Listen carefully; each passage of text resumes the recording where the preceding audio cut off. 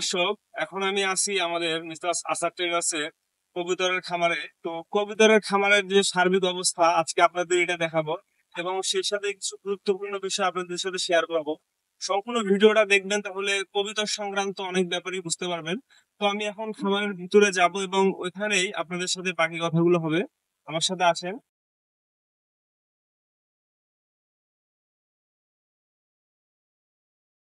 দর্শক, আমাদের এই কবুতর খামারে মূলত দেশি কোকা রেসার মিলিয়ে সব মিলিয়ে প্রায় 50 জোড়া কবুতর রয়েছে। আপনারা এর আগেও আমাদের একটা ভিডিওতে দেখেছিলেন। তো আমাদের এই কবুতর গুলোকে মূলত আমরা যদি খাবারের প্রসঙ্গটা প্রথমে বলি, এখানে দেখতে পাচ্ছেন কবুতরের যে খাবারগুলো, এখানে চীনা, শস্যা, ভুট্টা। ভুট্টা অলরেডি যেহেতু দানাগুলো বড় থাকে, সেজন্য অলরেডি খেয়ে ফেলছে, আপনারা দেখতে পারতেছেন।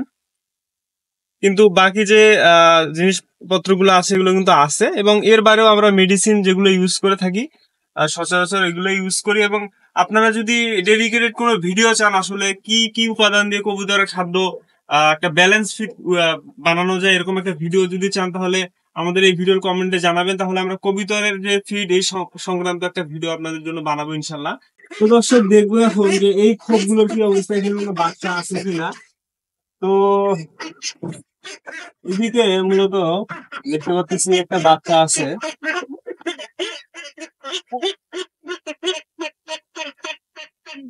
দেখেন মানে বাচ্চাটা কতটা আসলে শক্তিশালী আপনারা বুঝতে পারতেছেন।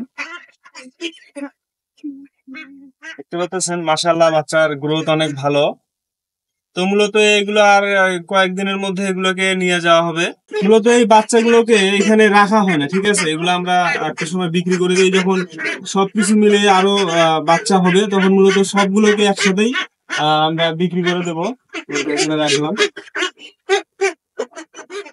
তো এই হচ্ছে। আর আমরা তো আগে বলেছিলাম এখানে হাঁসও দেখতে পাচ্ছেন। এর আগের একটা ভিডিওতে আসলে আপনারা বলছিলেন যে কবুতর, হাঁস এগুলো নাকি একসঙ্গে হয় না। আসলে মিসেস আসাদ ট্রেডার্সের যিনি প্রতিষ্ঠাতা, তিনি কিন্তু তার শুরু থেকেই এভাবে লালন পালন করে আসছিল, ঠিক আছে। তারই পরামর্শে, তারই সব বিষয় আসলে মেনে কিন্তু আমরা এভাবেই পালন করে আসতেছি। নিচে আমাদের এখানে হাঁস রয়েছে এবং উপরে রয়েছে কবুতর। আমি যে পাশে আছি এগুলো মূলত দেশি হাঁস, আপনারা দেখতে পাচ্ছেন।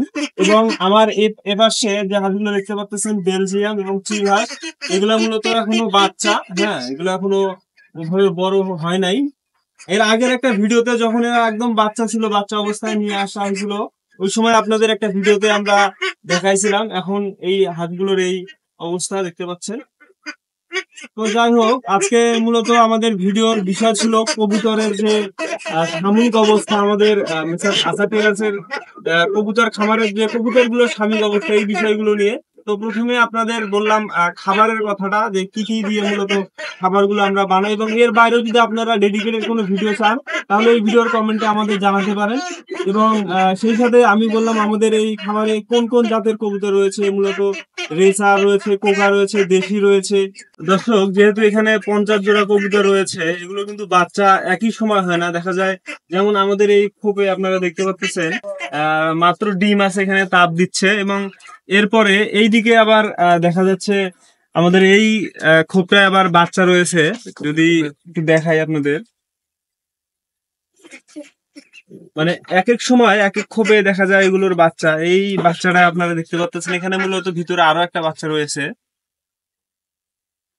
তো আমরা যখন এই বাচ্চাগুলো সংগ্রহ করি তখন দেখা যায় সবকিছু মিলায়া একটু তফাৎ থাকে, কিন্তু তারপরেও আমরা এগুলো একসাথেই মূলত সংগ্রহ করি।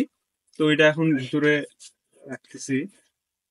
মূলত 50 জোড়া যেহেতু কবুতর, এগুলোর হচ্ছে বাচ্চার বয়সের একটা তারতম্য কিন্তু থাকে।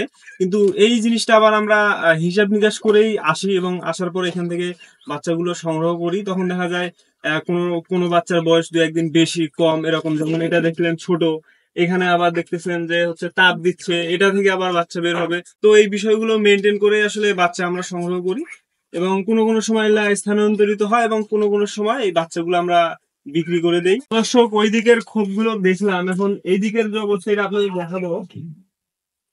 তো এখানে দেখতে পাচ্ছেন শব্দ, মানে মাত্র বাচ্চা ঢুকতে এখানের যে অবস্থা এটা আপনাদের দেখাই। একটা বাচ্চা যদি আপনাদের দেখাই, তো বড় বাচ্চাগুলো আর দেখালাম না, কেননা একটা বাচ্চা কিন্তু আপনার দেখালাম, এই বাচ্চাটা আপনার দেখেন সদ্য ফুটছে মাত্র, অনেক সুন্দর কিন্তু দেখাচ্ছে বাচ্চাটাকে। দর্শক দেখতে পাচ্ছেন বাচ্চাটার কিন্তু চোখ এখনো ফোটে নাই, মানে এক কথায় 2-1 দিনের মধ্যে এটা ডিম থেকে ফুটে বের হয়েছে। দেখতে পাচ্ছেন কত সুন্দর বাচ্চাটা।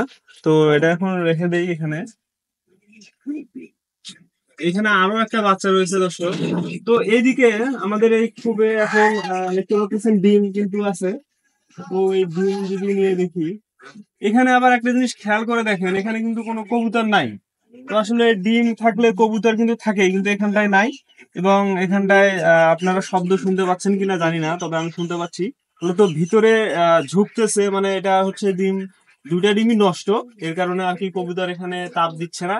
এই ডিম দুটা নষ্ট, এই ডিম দুটা আসলে ফেলাই দিতে হবে, এখানে রেখে কোনো লাভ নাই। কিন্তু এগুলো নষ্ট, এগুলো আমরা পুকুরে ফেলাই দিচ্ছি।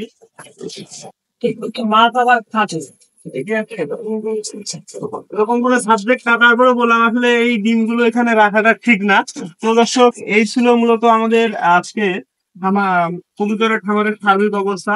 তো অনেক কয়েকটা বিষয় নিয়ে কথা বলার চেষ্টা করেছি। এর বাইরেও যদি অন্য কোনো বিষয় জানতে চান তাহলে এই ভিডিওর কমেন্টে কমেন্ট করে আমাদের জানাতে পারেন, তাহলে আমরা ওই বিষয়টা নিয়েও একটা ভিডিও নিয়ে আসবো সামনে। তো দর্শক, এই বাচ্চাগুলো আবার যখন আমরা সংগ্রহ করি, কিভাবে সংগ্রহ করি এবং কোথায় নিয়ে গিয়ে রাখি, এই সংক্রান্ত একটা ভিডিও সামনে আসবে যেদিন আমরা বাচ্চাগুলোকে সংগ্রহ করব। ওই ভিডিওটা অবশ্যই আপনারা দেখবেন। তো দর্শক, আজকের মতো এখানেই শেষ করছি। ভালো থাকবেন সবাই। আসসালামু আলাইকুম।